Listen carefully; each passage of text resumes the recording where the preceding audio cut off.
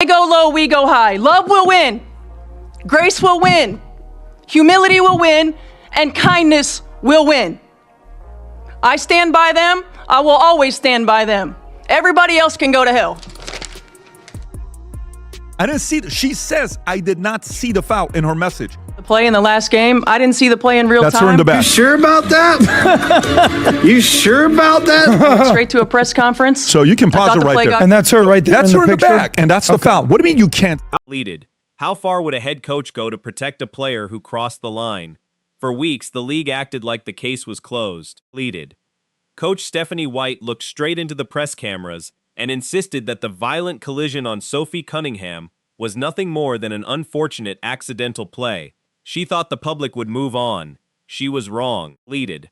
While the front office tried to bury the story, two devastating pieces of evidence were quietly moving through the shadows. First, an unreleased crystal-clear camera angle surfaced, allegedly showing the hit was calculated and deliberate. Leaded.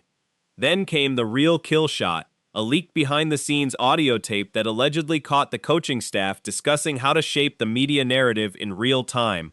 When Patrick Bet-David got hold of that recording, Leaded, he halted his broadcast and went completely nuclear, demanding immediate terminations on live air. The cover-up had completely collapsed. The receipts were public. Leaded. And what started as a controversial foul had suddenly turned into one of the biggest scandals in women's basketball. Let's take a step back and examine what happened on the hardwood. Leaded.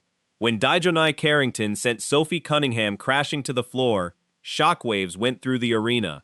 Sophie is known for her relentless hustle and for leaving everything on the court. Leaded. But what happened that night sparked a much bigger debate about reckless play and accountability. The immediate aftermath was chaotic. Fans were stunned. The opposing bench was outraged, Leaded, and everyone waiting for the post-game press conference expected swift, serious accountability. First take 25% force fake, and then you got, yes, it's real 4.3% time. Your thoughts when you hear a coach like this who got called out by media by trying to BS and allegedly trying to protect their player, Sophie, who got a flagrant 2. All the referees agreed that was a flagrant 2. The girl got kicked out, and then she says white privilege, and now she's coming out realizing she was wrong, and she reacts this way. Your thoughts? Keep in mind, none of them have yet to address the white privilege comments.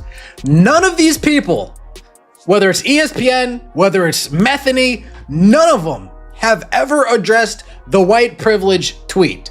They've all dodged it, and all of the phone hold sideways crew, the Indiana Fever media, the Chloe Petersons, the Hanks, the Tony Easts, James Boyd, none of those 4 stooges have asked them about the white privilege comment since that took place. You hate to see it. I believe somebody asked them in the post-game following directly, but since then, they have not been asked about it. Leaded. Instead, they got a masterclass in gaslighting. Stephanie White stepped up to the microphone and completely dismissed the severity of the situation. She spun a narrative that portrayed DiJonai as a victim of a fast-paced game, Leaded, claiming the broadcast angles were tricky and that the public was simply overreacting. She used her authority to validate an aggressive play, essentially telling the entire basketball world not to trust their own eyes. For a short window of time, Leaded, this strategy actually worked. The league avoided handing down massive suspensions. The PR crisis managers went to sleep thinking they had won, and Sophie Cunningham was left to deal with the physical toll without an ounce of justice. Leaded.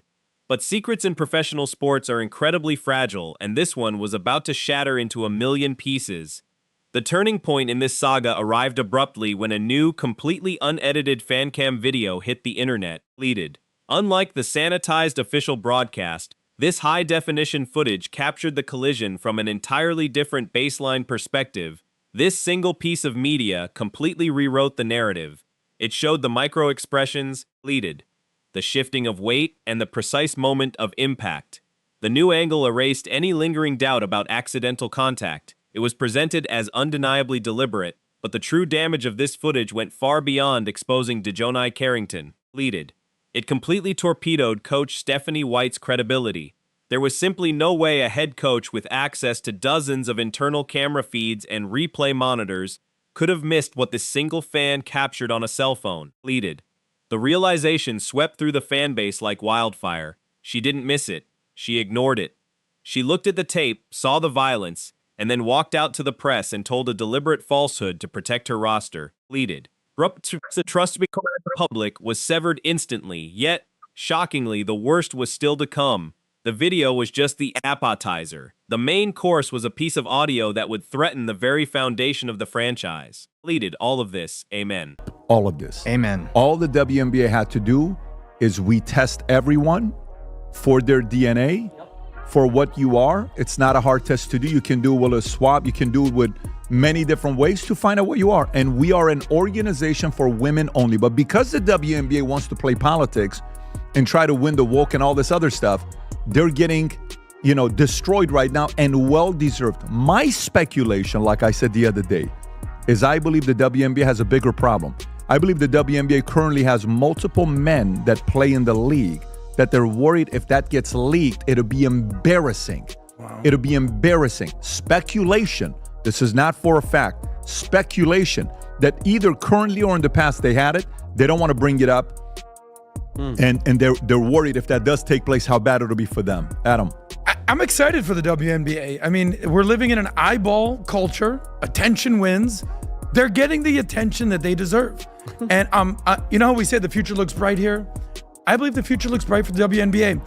2027 is going to be the best year in the WNBA history. Why?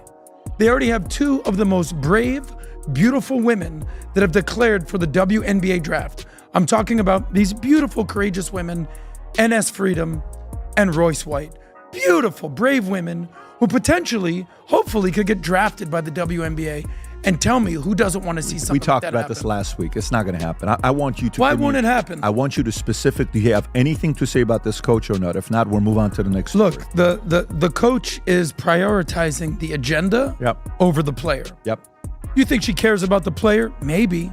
But trust that. She cares way more about this agenda.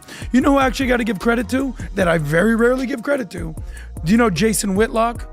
Remember this guy? Yeah. And anytime there's an argument, I'm more on the Stephen A side than Jason Whitlock. But I'll give him credit. He goes, guys. Pleaded.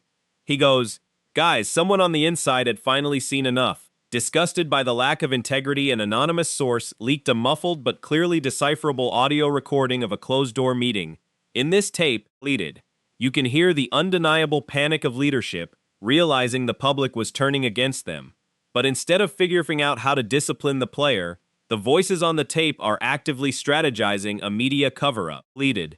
They are heard discussing exactly which words to use to downplay the foul, how to spin the narrative, and how to shield DiJonai from league penalties at all costs.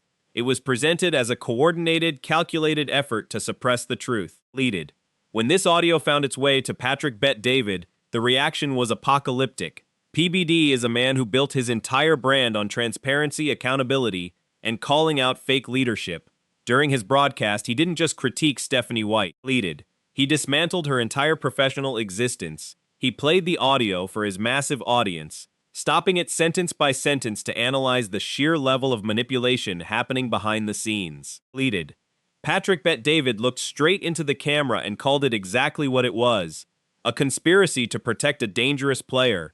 He argued that when a coach enables violence and lies about it to the press, they forfeit their right to lead a team. Pleaded. PBD went absolutely nuclear, demanding that the league commissioner step in immediately with a full independent investigation. He didn't just ask for an apology. He demanded terminations. Pleaded. He made it clear that the league's integrity is hanging by a thread, and if they allow a coach to survive a leaked cover-up tape, the entire sport loses its credibility. The dominoes are falling fast. Pleaded. And the league is standing at the edge of an absolute public relations cliff.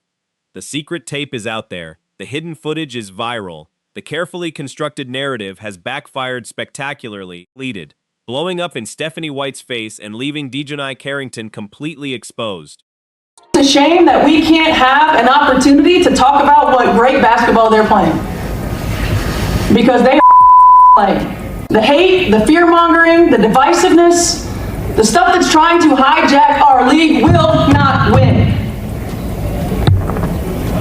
It won't win. We are united. We are connected. We will not be divided. Every day these women put their ass on the line. Every day. When they go low, we go high. Love will win. Grace will win. Humility will win. And kindness will win. I stand by them. I will always stand by them. Everybody else can go to hell. We will go high. Love, grace, humility will win. And then you tell everybody to go to hell. You think that's going to work for you, Coach White? Think that's going to work for you? The reality of the situation is none of that stuff will win if it's left up to you, Stephanie White. Because you're not handling it right. You playing right into their hands. Right into their hands. Because you're not embracing the reality of the tense situation that the WNBA, and especially you as the coach of the Indiana Fever, is involved in. There are folks in Indiana at a home game booing you. You ain't the road team, you the home team, you the home coach, and they booing you. And Sophie Cunningham and Caitlin Clark can speak up for you all they want to, as they did, and as they should have. But that's not going to be enough. Sophie Cunningham here, our locker room in there. It's tight and we have each other's backs. She didn't see the clip. Coach loves us. She didn't see the clip, and that's okay. Me and Steph are great. Steph is great with all of us. And so it's really the outside noise that's trying to distract us, but we're good. Before I go any further, let me say this. How are you the head coach on the sideline during the play, covering the game, or coaching the game, and you didn't see the play? I'm just asking. I'm not saying it's impossible, but I'm like, what do you mean you didn't see the play? Well, you not watching? We saw it.